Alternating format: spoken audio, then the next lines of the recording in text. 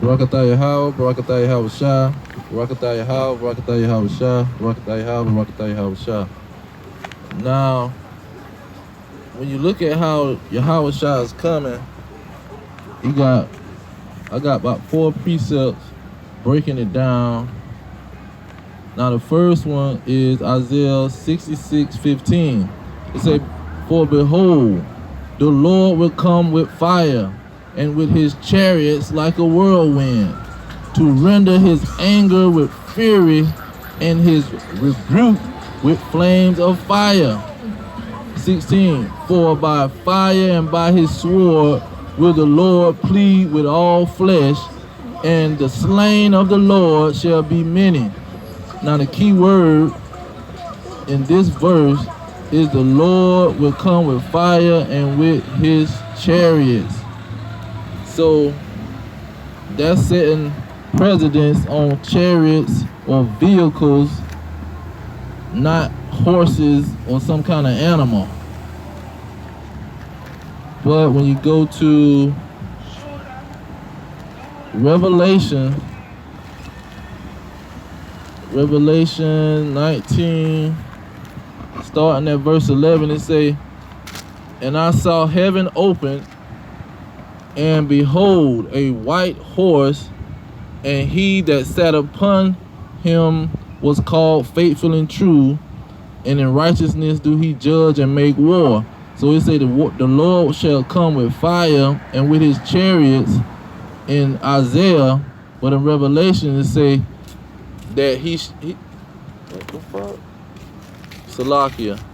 It say that the Lord will come on a white horse. So that connects a horse to being the chariot. Or this horse is a chariot, not a animal. Now you jump down to verse 14, it say the armies which were in heaven followed him upon white horses. So now he got, not only he is on a horse or a chariot, he got a whole army of chariot, which Revelation called horses, white horses. Now to get another understanding, you go to the Apocrypha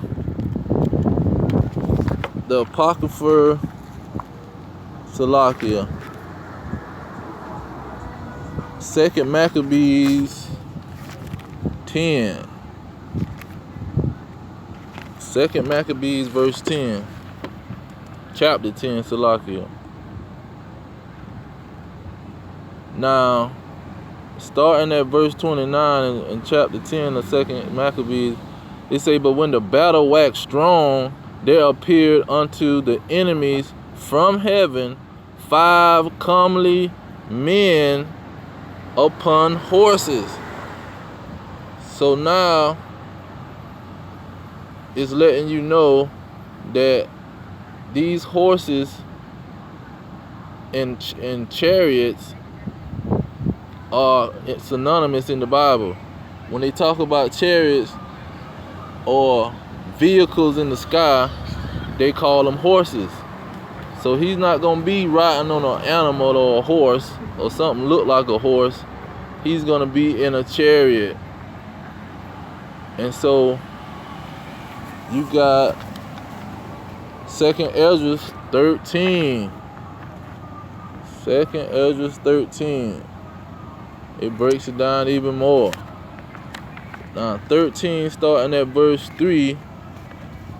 Esdras saw the same vision that John saw. He said, "And I beheld, and lo, the man waxed strong with the thousands of heaven." So he saw a man. Now jumping down to verse 6, he said, "But I beheld, and lo, he had graved himself a great mountain and flew upon it." So he's seeing this man that's waxed strong with thousands of heaven. So now he's seeing the same vision that John's seeing, but he's calling it a great mountain. He's not calling it a white horse. he's calling a great mountain, nor is he calling it a chariot. Now verse 12 it say, afterwards saw I the same man came down from the mountain and called unto him another peaceable multitude. So in this one, he separated himself from the mountain, or from this chariot that he's riding in, and he called the peaceable multitude to himself. And so that's Yahushua. They showed the vision. Ezra showed the visions of the end, because in second Ezra he started the end in chapter 6. So by the time you get to chapter 13, he's letting you know when how the Yahushua gonna come. Now we talking about horses and chariots. Let's get the verse that connect both of them together. In Habakkuk,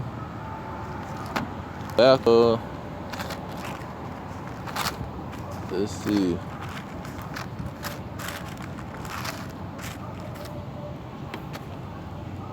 Okay, Habakkuk 3 and verse 8.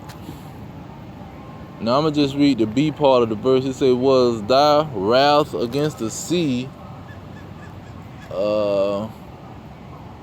that thou didst ride upon thine horses and thine chariots of salvation? So now you got Habakkuk saying that the horses and the chariots is the same thing. Then when you jump down to verse 16, he repeat the horse situation. Verse 15, Salaki. He said, thou didst walk through the sea with thine horses through the heap of great waters. Because the sea and the horses is synonymous with people. So he gonna take this chariot through the people and through many people, because he said great waters. And so in verse 16, I'm going to read the B part. He said, that I might rest in the day of trouble, when he cometh upon the people, like he said with the sea, he will invade them with his troops. That's why in Revelation 19, he said he was come with, he was going to come with those that follow him on white horses. So he's not going to just have one horse. He's going to have many horses. That's why in Isaiah 65 it say, the Lord shall come with his chariots. Because it's going to be more than one chariot that he's coming with. But I just want to break that down real quick.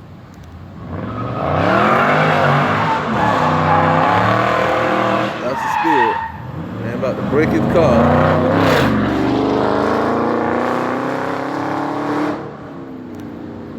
All praise to Yahweh, Ba'ashem Yahushua, Ba'ashem Kakadash. Double honor to the elders pushing the truth worldwide. Peace to the elect worldwide.